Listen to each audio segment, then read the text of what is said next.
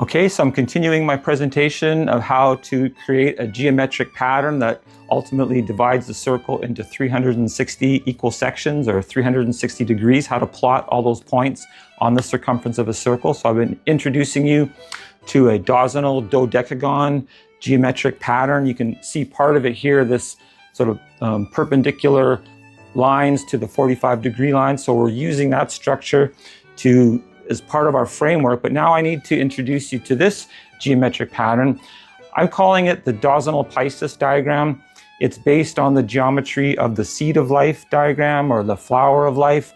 So it's got a lot of different names within the, let's say, the sacred geometry circle.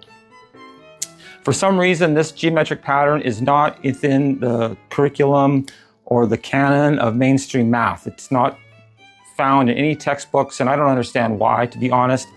Often people mention the unit circle and radians when I start talking about the geometry of the circle.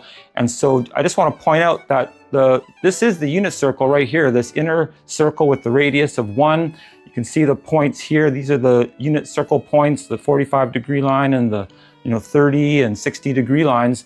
So this geometric pattern has everything that the unit circle has, plus a whole lot more. And if you're actually wanting to create the Cartesian plane from nothing, from a blank screen or a blank piece of paper, you have to use this pattern. You start with, you make a point and you draw a circle, then you draw a line through that circle. You put your compass on the point where the circle is crossing the line, and you draw 12 more circles, always using the intersecting points as your point where you put your compass, and you get that pattern. And then you can start sort of pulling out the grid pattern by connecting certain points. You can see we can divide the circle into 12s and 24s, and you can also get this geometry going where you're creating concentric rings, all centered on the point 0, 0, that have the radius of, first there's 1, then square root of 2, square root of 3, square root of 4, etc.